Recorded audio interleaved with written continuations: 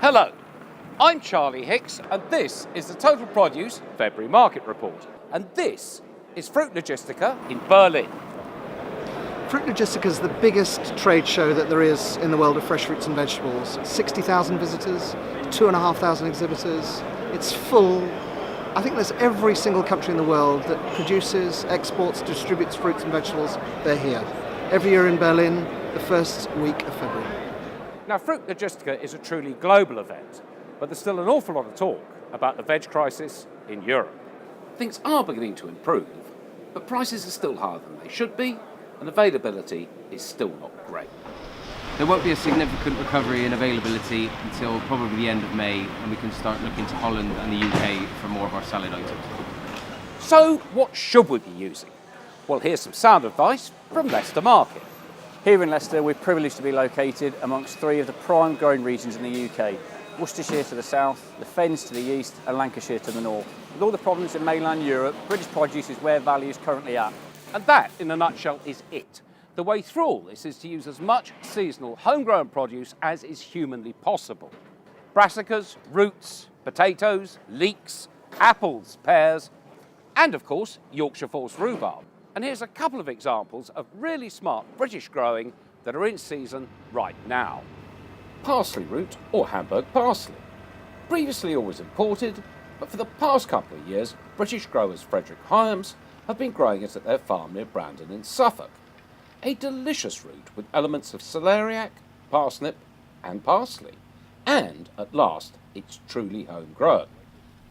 And what about kaleets? The vegetable formerly known as flower sprouts. This year's must-have vegetable is in season right now. This delicious combination of kale and Brussels sprouts was developed by British seed company Tozers, and here are James and David on the Tozer stand at Fruit Logistica. And here's James again with our mate Nina Pullman on the FruitNet stand.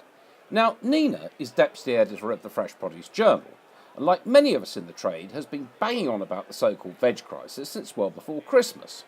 Here's Nina's piece from the 2nd of December. But it was another 6 weeks before the story got picked up by the mainstream media in mid-January.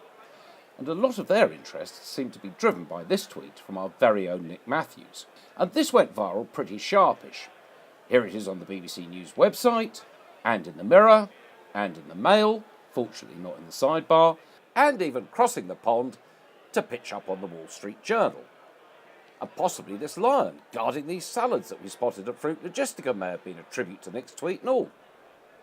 Nick quickly became the media's go-to guy for all veg crisis stories.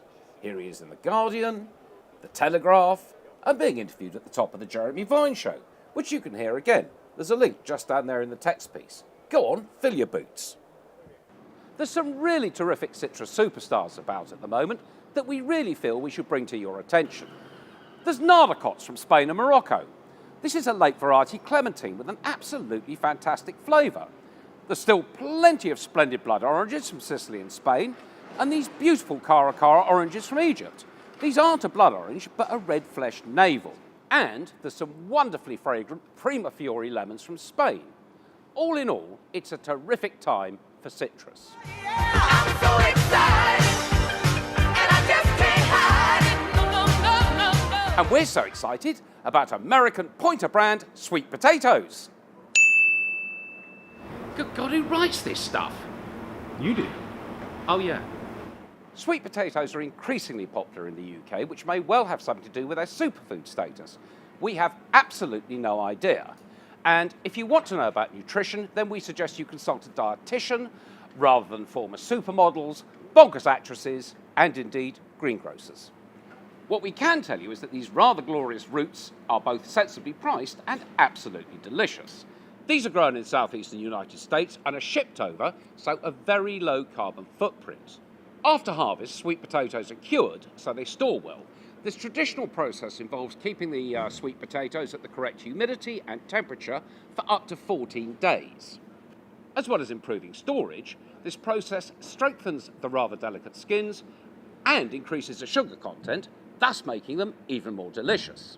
And that's why we're so excited. Look, I'm not doing this. I'm going to my caravan and I want my agent on the phone now.